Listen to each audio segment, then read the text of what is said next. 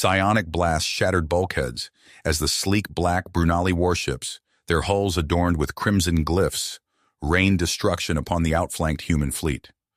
Admiral Marcus Russell gritted his teeth on the bridge of his beleaguered timeship, the Kronos. The ruthless Brunali had pushed Earth to the brink in their relentless conquest of the Andromeda galaxy. But the humans refused to bend the knee. Russell and his fellow time-bending admirals wielded the secret weapon that could turn the tide, the Chronicle Disruptor. This temporal device granted them the godlike power to edit recent events, erasing Brunali victories from existence. Reality warped and flickered as Russell activated the disruptor. The fabric of space-time rippled. Brunali ships shuddered, their triumphant attacks negated by humanity's temporal manipulation. On the Kronos' view screen, Brunali warlord Lyra's face contorted with rage. The formidable psionic warrior would not let her prey escape so easily.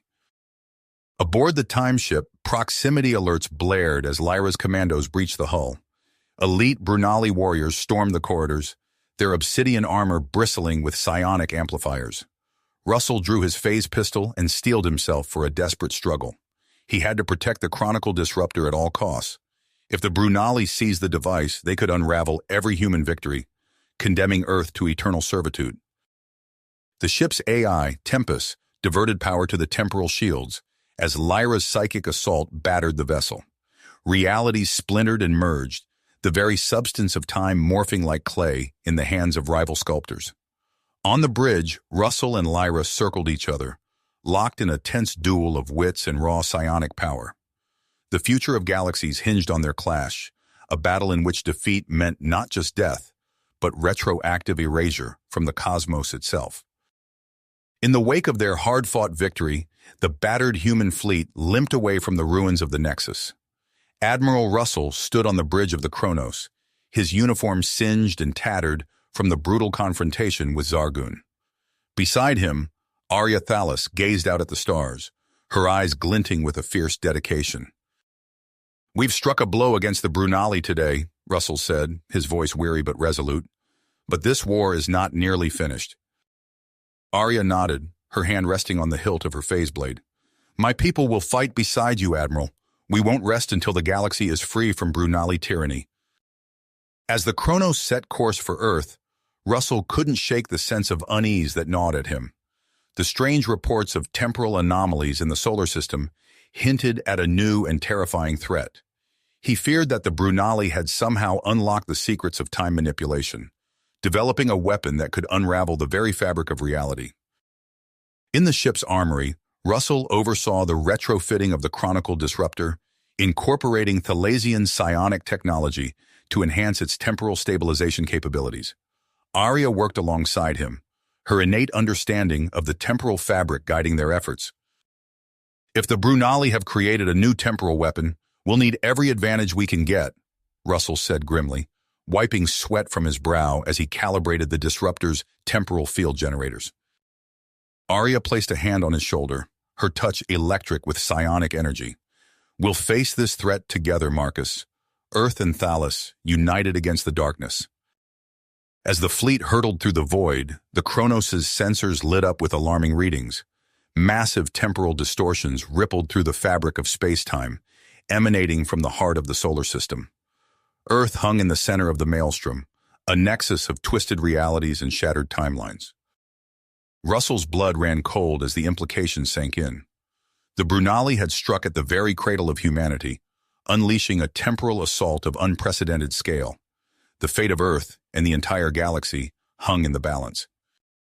The Kronos and its battle group emerged from hyperspace on the outskirts of the solar system, greeted by a scene of utter chaos. Brunali warships, their hulls pulsing with eldritch energies, surrounded Earth in a web of temporal distortion. Bolts of chronokinetic force lashed out from the enemy fleet, tearing apart the few remaining human defense platforms. Russell gripped the arms of his command chair, his fists tight. The battle for Earth would be the most desperate struggle humanity had ever faced. A clash not just of fleets and armies, but of competing realities. With Arya at his side and the Chronicle Disruptor primed for action, he prepared to lead his forces into the temporal maelstrom, knowing that the future of the galaxy would be decided in the skies above humanity's homeworld. As the fleet advanced, the very fabric of space warped and twisted around them. Realities splintered and merged, past and future bleeding into the chaotic present. The final confrontation had begun, a battle that would echo across the ages, shaping the destiny of countless worlds. Admiral Russell steeled himself for the fight of his life, ready to bend time itself to ensure humanity's survival. The Kronos shuddered as it dropped out of hyperspace, Earth's familiar blue orb coming into view on the main view screen. But the sight that greeted Admiral Russell and his crew was far from comforting. A web of sickly green energy pulsed around the planet, distorting the very fabric of space-time. Brunali warships swarmed like angry hornets, their weapons spitting bolts of chronokinetic force at the beleaguered human defenses. "Dear God," Russell breathed, his face ashen. "They've unleashed it." Arya's eyes widened in horror. "The chrono disintegrator. It's worse than we feared." The ship's sensors blared urgent warnings as reality itself buckled and warped around them.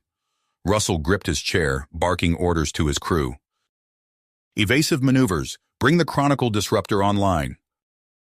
But as the Chronos dove into the fray, Russell realized with growing dread that their usual tactics were proving ineffective.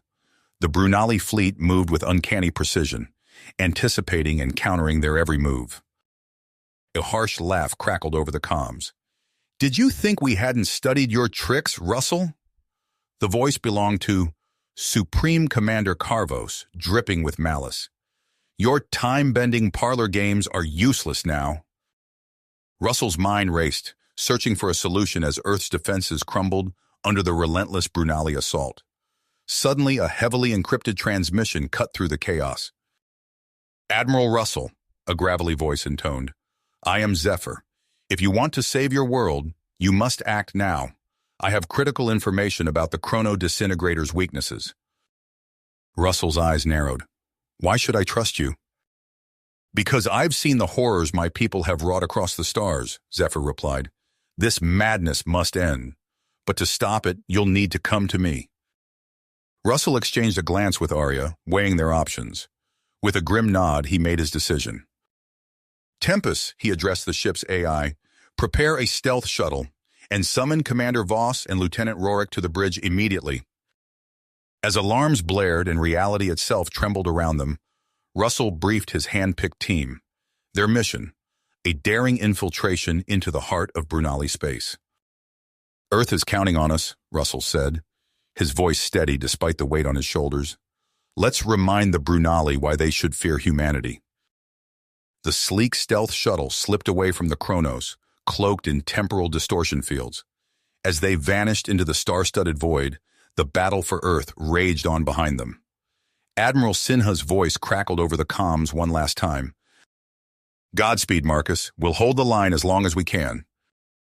Russell clenched his fists, staring into the abyss of space as they hurtled towards Brunali territory. The fate of Earth, of all humanity, now rested on their shoulders. The stealth shuttle emerged from hyperspace on the outskirts of Karnak Prime, its hull vibrating with the strain of prolonged temporal shielding. Admiral Russell peered through the view screen at the industrial world below, its surface a patchwork of sprawling shipyards and smoldering battlefields.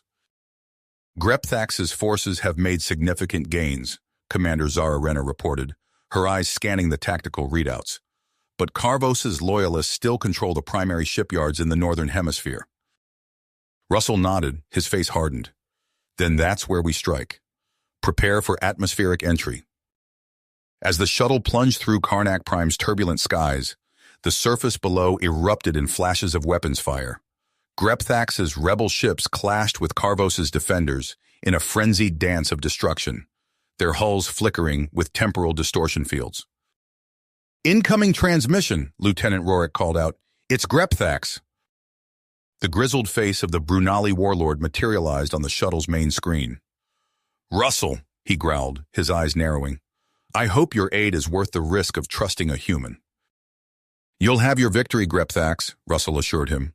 "Just keep Carvos's forces occupied while we do our work." The shuttle touched down in a secluded ravine, cloaked from prying eyes and sensor sweeps. Russell and his team emerged, their uniforms shimmering with adaptive camouflage.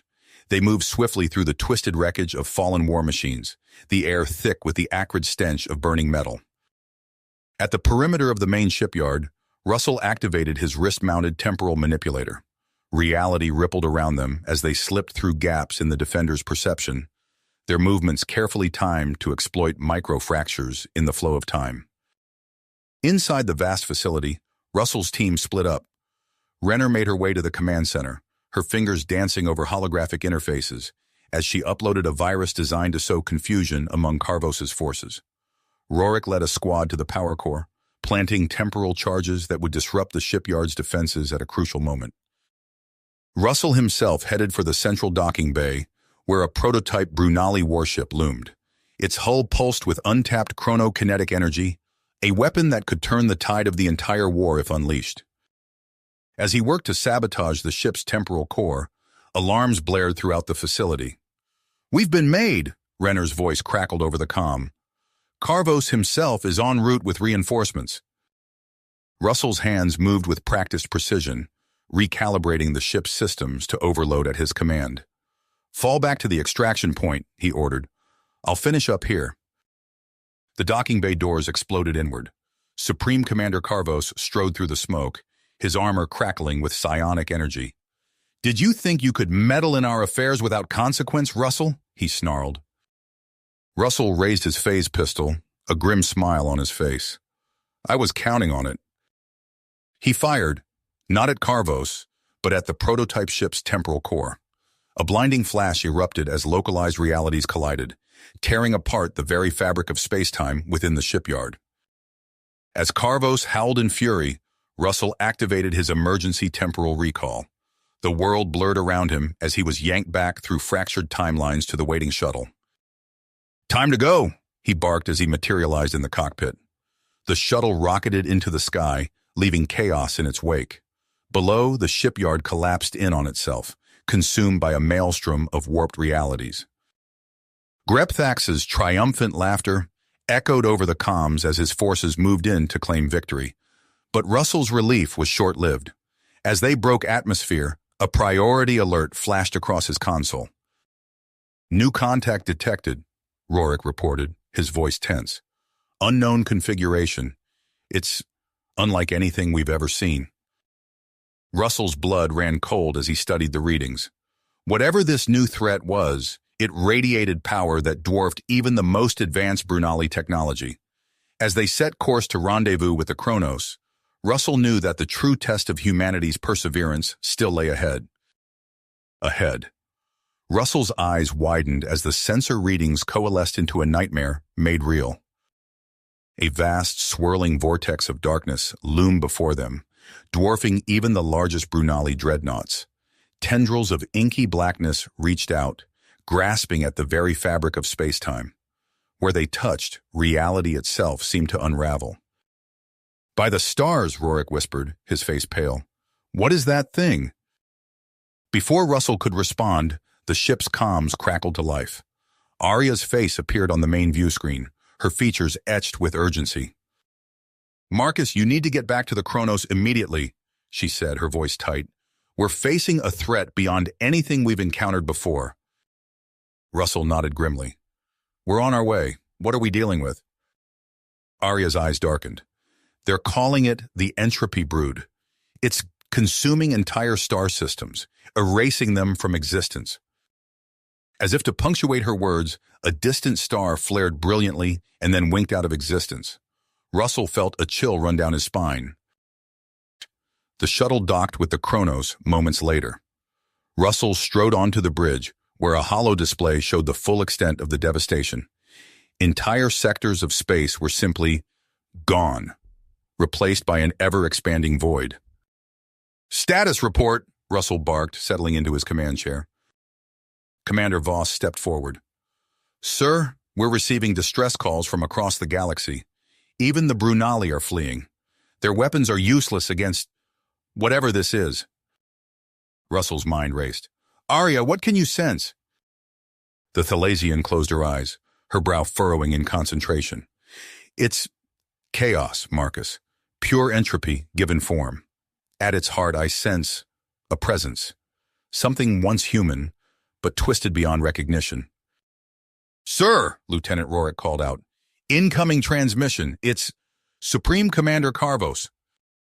The Brunelli Warlord's face appeared on screen, his usual arrogance replaced by naked fear.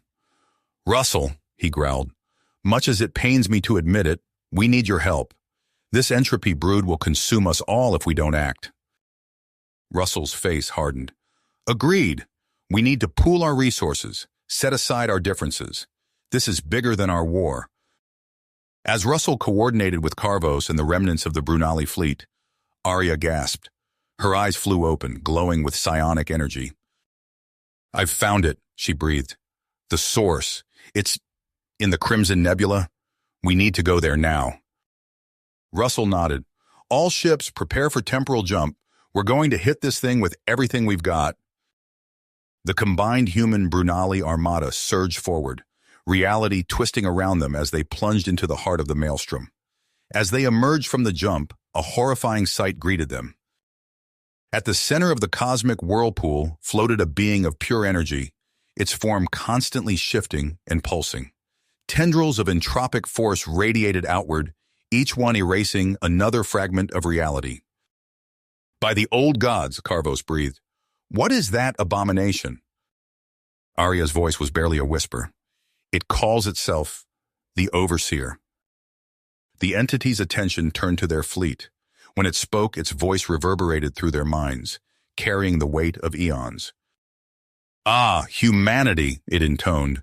"How fitting that you should bear witness to the perfection of entropy." Russell gripped the arms of his chair. "Who are you? Why are you doing this?" A sound like shattering glass filled their minds, the Overseer's laughter.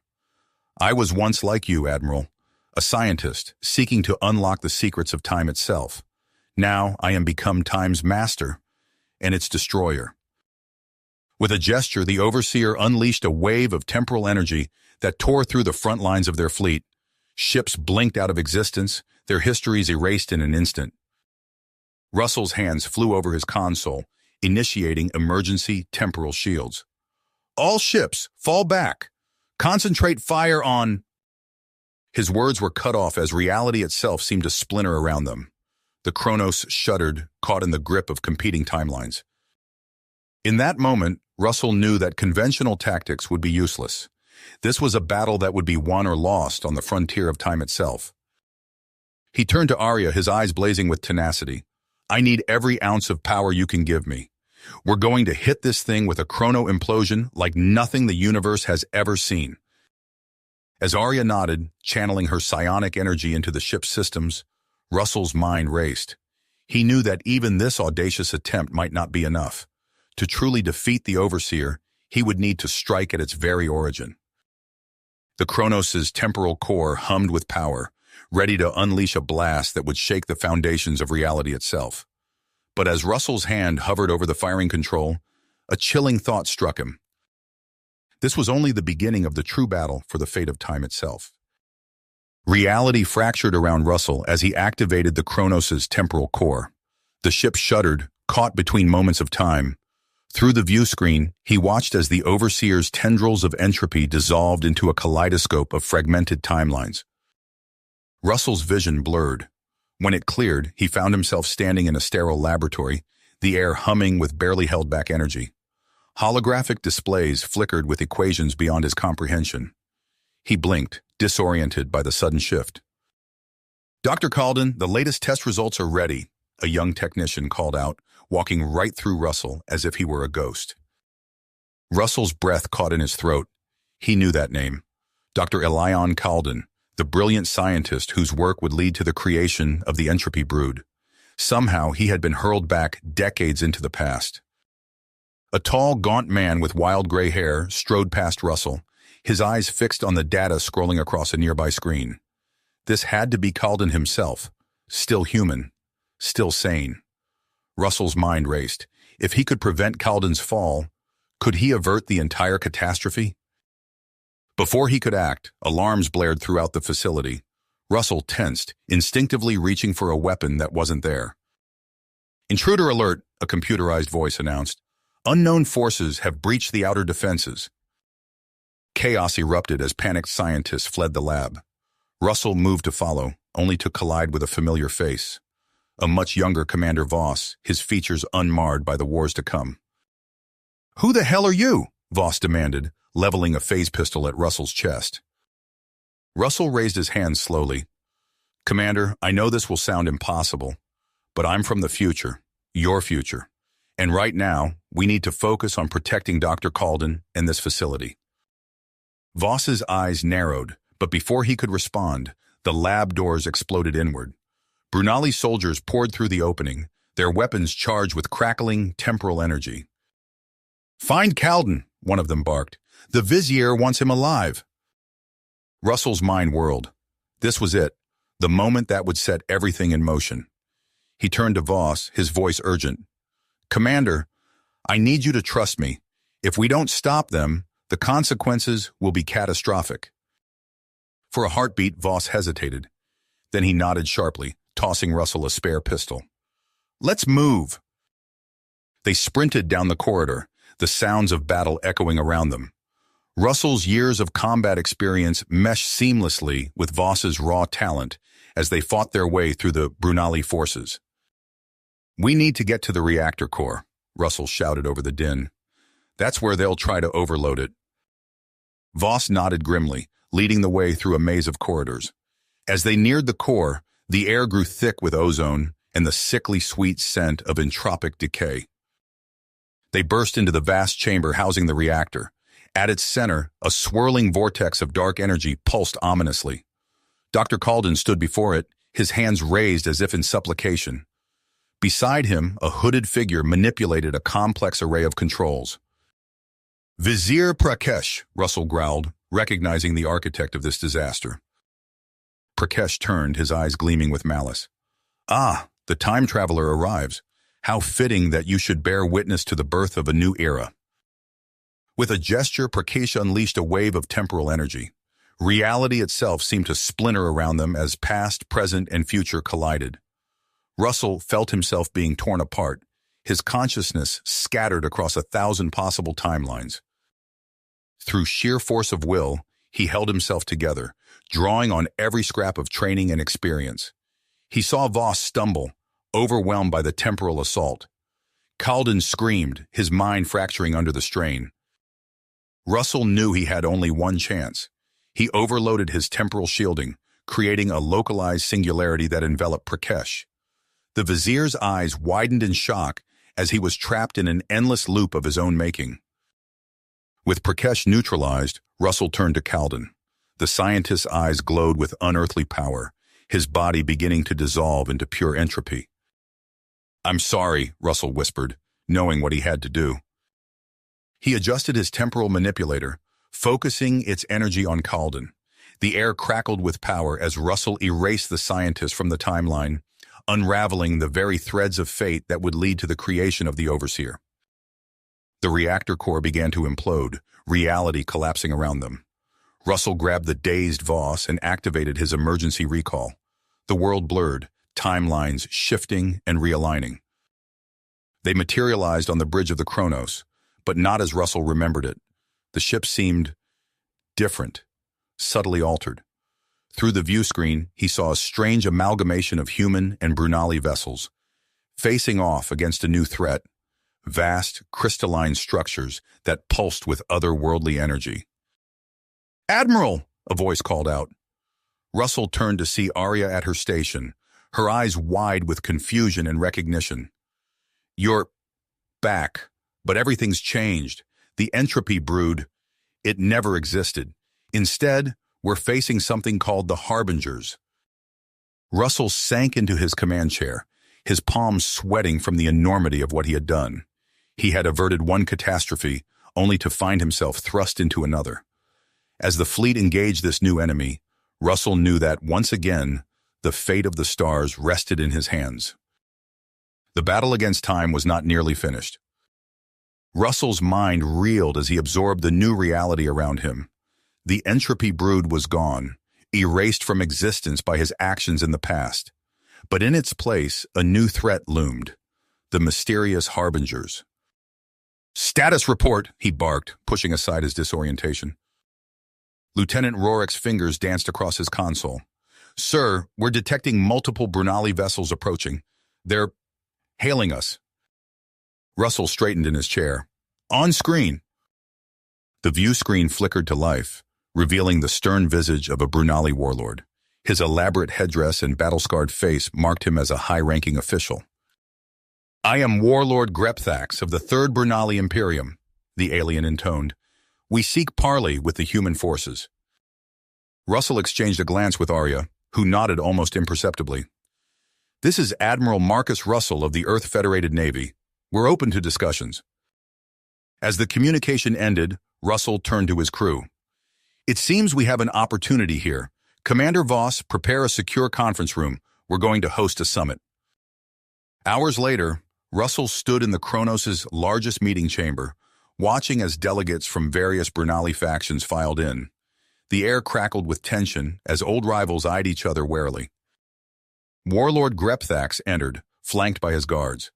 Behind him strode a towering figure in ornate battle armor, Praetor Zorath, if Russell's hastily assembled briefing was correct. Welcome aboard the Kronos, Russell began, his voice carrying across the room. We stand at a crossroads. Our peoples have been at war for too long. In the face of new threats, we must consider a new path. Zorath's eyes narrowed. Pretty words, human, but why should we trust you? Before Russell could respond, alarms blared throughout the ship. The deck shuddered beneath their feet.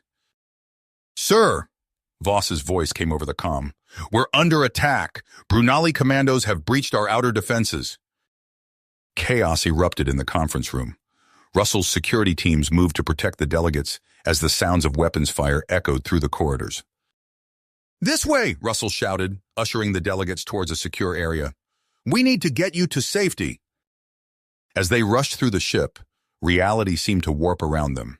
Temporal anomalies flickered in and out of existence, the work of the attackers' disruptor weapons.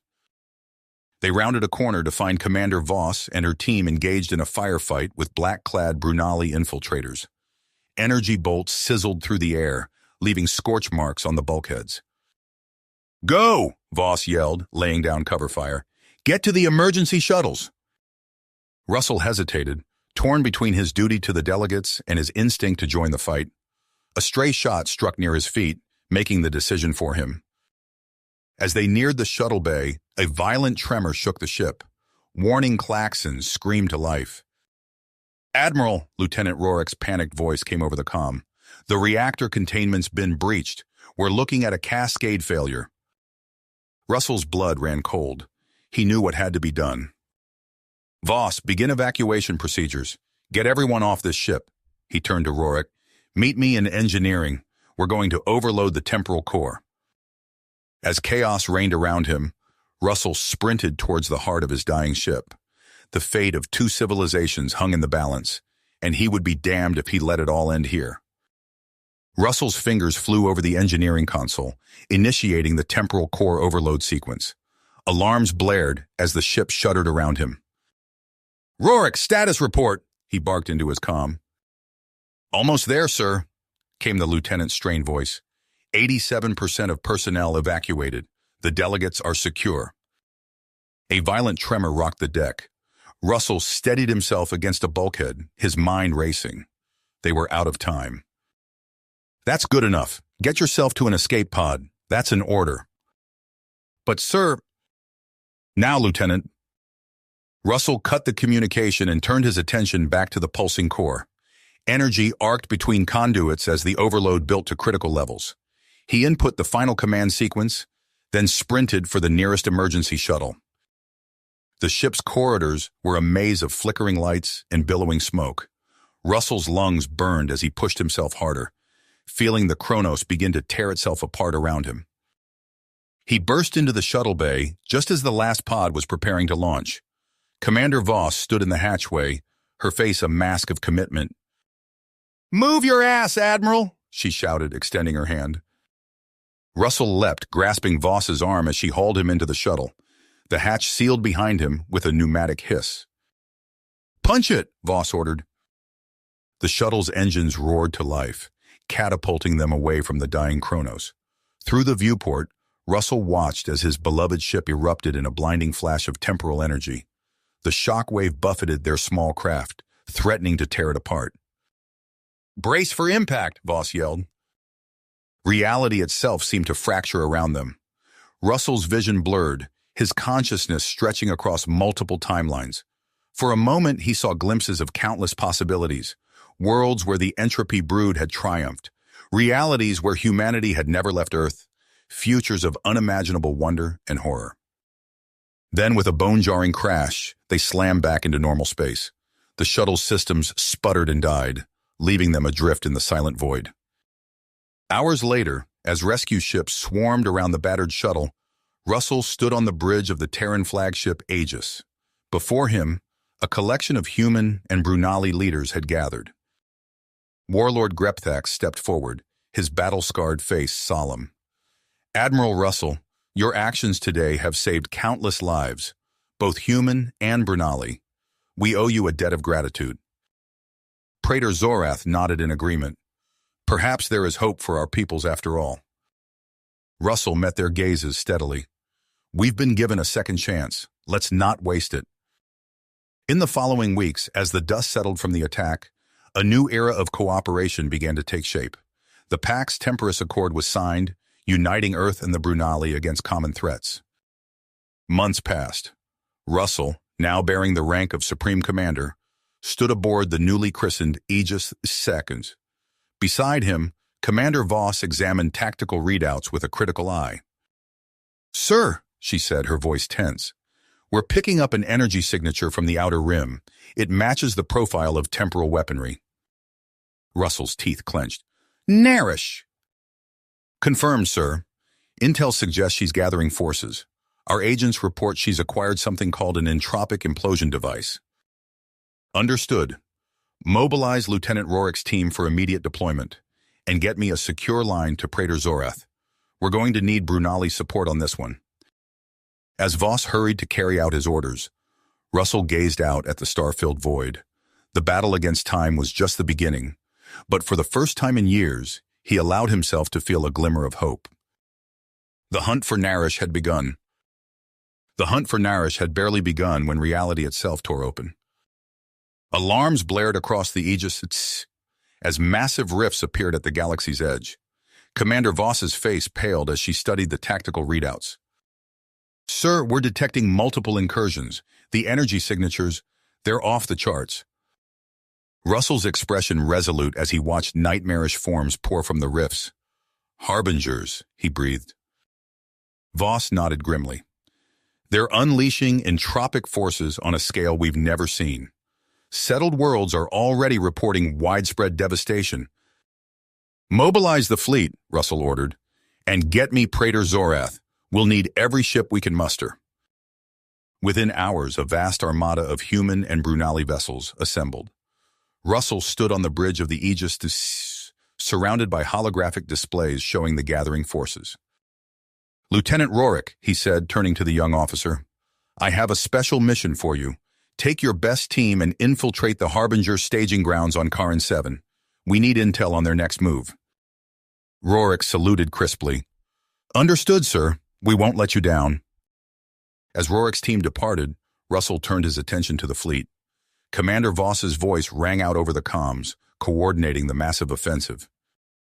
"All ships, prepare for dimensional breach. Weapon systems hot, chrono shields at maximum." The combined fleet surged forward, crossing the threshold into a realm of nightmares. Russell's stomach lurched as reality warped around them. Through the view screen, he saw a hellscape of swirling vortices and imploding matter. "Contact!" Voss shouted. "Multiple Harbinger dreadnoughts incoming!" The space around them erupted in weapons fire. Warlord Grepthax's Brunali warships exchanged furious barrages with the Harbinger vessels. Yet for every enemy ship they destroyed, 2 more seemed to materialize from the entropic mists. "We're taking heavy losses," Voss reported, her voice tight. "Our weapons barely scratched their hulls." Russell watched in horror as Allied ships were torn apart by entropic forces, their very atoms unraveling. He opened a channel to Admiral Zorath's flagship. Admiral, we need options. Our current strategy isn't working. Zorath's face appeared on the screen, etched with drive. I may have a solution, Russell, but it's risky. We'll need to overload our chrono drives to generate an inverse entropic pulse. Do it, Russell ordered without hesitation. As Zorath's ships executed the desperate maneuver, the fabric of space-time rippled. For a moment, the Harbinger onslaught faltered. Now's our chance, Voss said. All ships, fall back to the breach point. Russell watched as the battered fleet retreated, but Voss remained at her station, a look of persistence on her face. Commander? He questioned. Someone needs to keep them occupied while the fleet escapes, she said quietly. Rorik's team is still out there. We'll hold the line. Russell wanted to protest, but he recognized the cold logic of her decision. He clasped her shoulder briefly. Godspeed, Commander. We'll be waiting for you on the other side.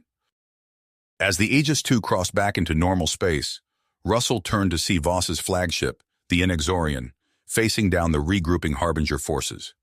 The ship's chrono drives flared with impossible energy as it plunged deeper into the maelstrom.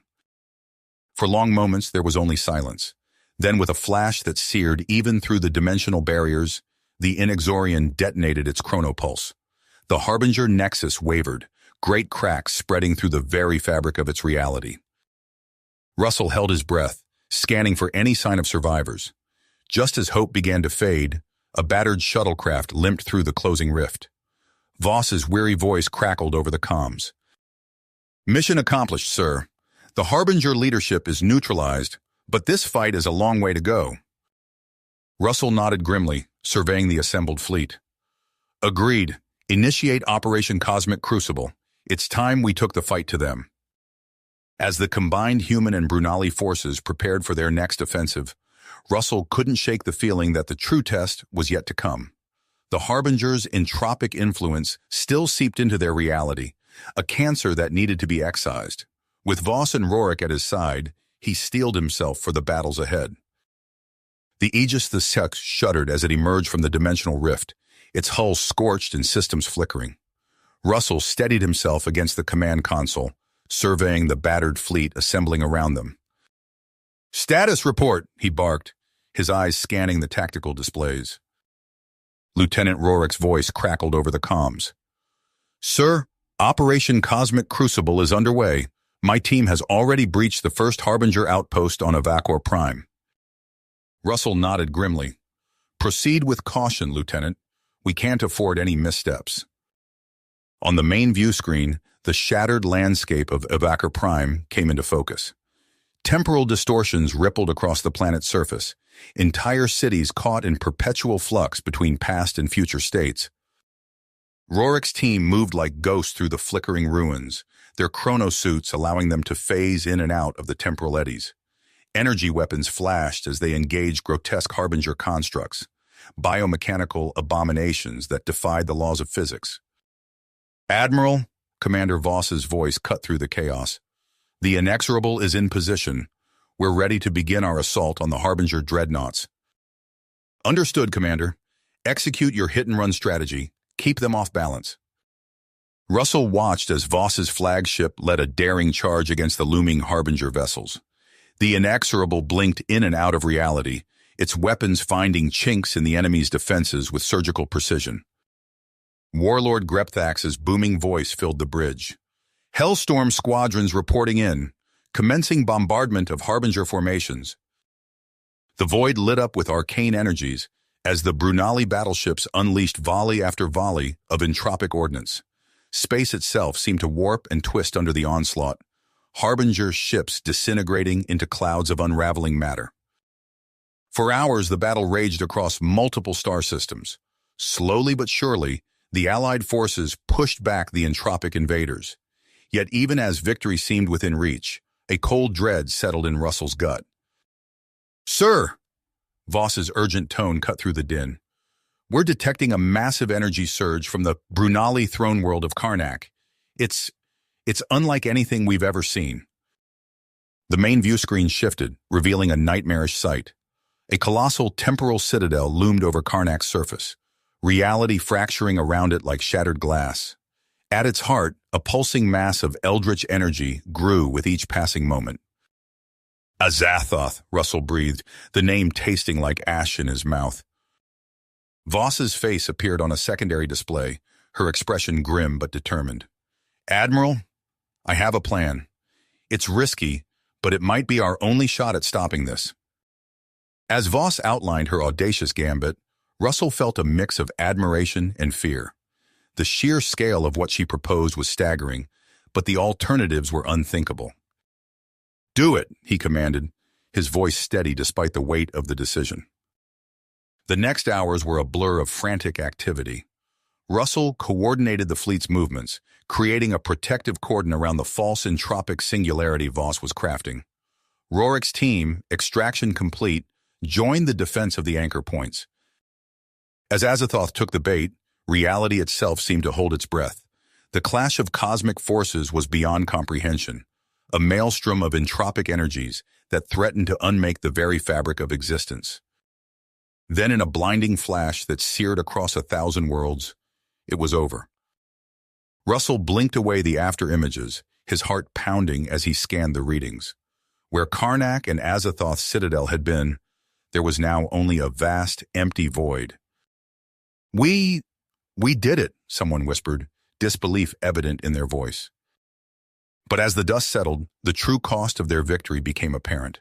Entire star systems had been reduced to lifeless husks, countless lives snuffed out in an instant. Admiral, a communications officer called out, his voice shaking. We're receiving a transmission from the inexorable. It's Commander Voss, sir. She's the only one left. Russell listened in stunned silence as Voss's final message played out.